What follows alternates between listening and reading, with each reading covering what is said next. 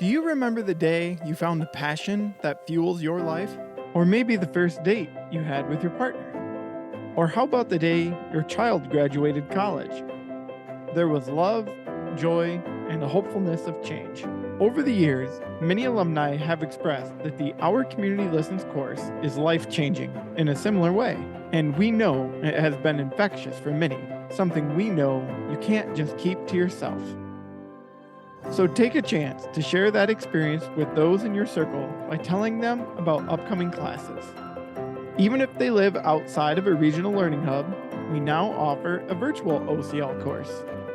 When we all learn to listen empathetically, we can be part of a caring community. Visit our website at chapmancommunities.org or follow the link in the description of this podcast.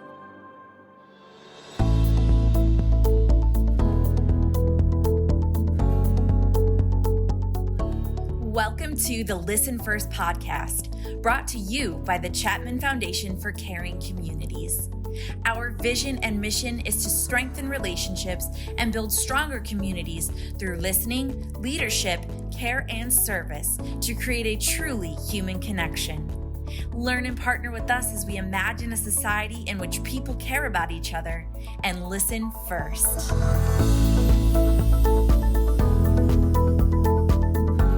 Hello and welcome to our Skill Snippet series. The purpose of these conversations is to give you, the listener, a chance to refresh yourself about a specific skill from the Our Community Listens class. We'll discuss the application of the skill with one of our facilitators, and they'll share a real-life story about how it has affected them or potentially how it affected someone that they worked with. Today, I'd like to welcome in Shara Brice, Senior Director of Partnerships and Regional Learning for Chapman Foundation for Caring Communities.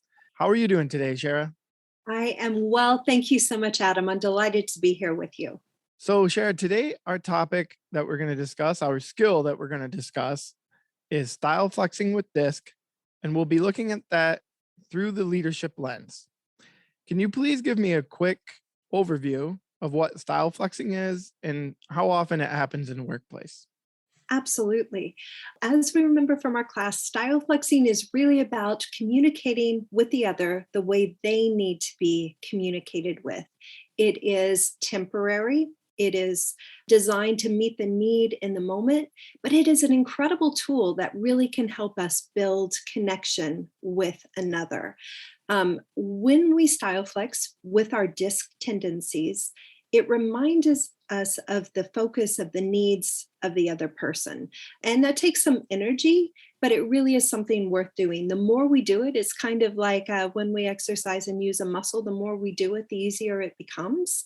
And it's worth taking time to pause and check in and see how well we're using that skill. So tell me a little bit about how doing this in the workplace can benefit the work being done. Does it increase productivity? Obviously, it should hopefully increase communication, just the level of communication. But talk a little bit about the benefits of utilizing this as a leader in the workplace.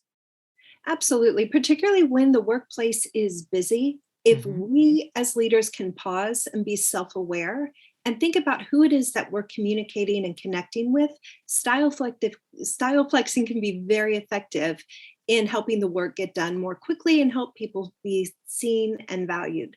So for example, let's say that I have a report due, and I am taking that report to somebody who has a D or a C DISC tendency. D's and C's focus on task first, while I's and S's focus on people first. So I would go to the D or C colleague and I would say, here's the report. Any questions? And how are you doing after we get through that? If I were taking it to an I or an S tendency colleague, I would start with, how are you doing? And here is the report. What questions do you have? Task and people are important to all of us. However, particularly in the heat of the moment, in the busy place, if we recognize how is that other person showing up and is task the most important thing, let's address that first. And then let's connect as humans. For I and S, let's connect as humans and people first, show we care, create that environment of support, and then we are more readily able to get on to the task at hand. So I can see how doing that could be much more direct for the person that we're approaching. But what about ourselves? If we like to be communicated a certain way, and if we communicate a certain way and we need to flex in the other direction, can we overuse it? What happens to someone if they're, doing that a lot? Talk a little bit about that. Well, there's two great questions in what you said there. One thing, it's good to remember that we have needs, and how we interpret other people's behavior quite often are based on our needs. So if a colleague came up to us and said, "Can I have that report?" and didn't ask us how we were doing, we might not feel seen. If we could pause and recognize they need to get something done, it's a deadline, it's a task. It's not that they're dismissing us, they're asking for the report. And we don't layer extra things on that aren't there. That is one thing that helps. Now let's go back to thinking about when we are doing this. Remember in class, we have the disc diamond on our report, and we saw this one little dot where we naturally fell. But we could go to many different parts of the disc diamond and we can connect with people there. The further away it is from our natural tendency, the more energy it's going to take us to get there. Right. The more we use it, the easier it is to navigate. I'm directionally challenged, so I really appreciate having a satellite navigation system in my car. If I go someplace so frequently, I don't rely on the system anymore because I just know how to do it. It's kind of like that with our style flexing, right? The more we negotiate, navigate, use this, the easier it is to do it. But it does require energy. And when we put a lot of energy into something, we are going to be exhausted. So if we stick with our car analogy, when we learn to drive, right, we're thinking about every piece of that, each maneuver, and then we build up, and the more repetition we get, the easier it is to go. However, even the most skilled drivers, if you're driving through stormy mountains, you've got to pay attention to what you're doing all the time. The inclement weather really forces us to really watch what we're doing in our driving skills. I think it's like that with style flexing. When logic is high and emotions are low and things are working well, it takes energy, but the more we practice, the easier it is to do. Right. When emotion is high and logic is low and people are overextended, and we see that in front of us and we are overextended, it may take a lot more energy to flex and to meet the need. But if we can stop and realize that we all have needs, all behavior is an expression of a need, and our behavioral tendencies are where we sit naturally. If we can stop and reflect on that and style flex to the person who's in the middle of that stormy moment, chances are we're going to navigate out of that with a lot more grace, with relationships intact, and probably a deeper sense of respect and appreciation for the other. That is such a great reminder to kind of keep in mind where they are, where you are, keep in mind like what it takes for you to get there, how much energy it may take. And I think that it helps me remember that at times certain people may be a little bit different when they leave work, for example, because they've been flexing at work a lot and therefore maybe they're a little quieter. I'm sure you've seen that kind of thing with personalities that you've been around over the years. Definitely, definitely. And I think that comes with our self-awareness too, right? And one of the things when we've given out a lot of energy at work, where we've really, perhaps it's because we're style flexing, perhaps it's because we're doing tasks that are challenging to us with our own behavioral tendency. For example, with my SC-ness, with my S, I like stability. I like to understand what the risks are. I like to know what the end goal is. I like to understand the timeline. With my C-ness, I really want to understand the details, the implications. And I run all of these scenarios in my SC-ness, right?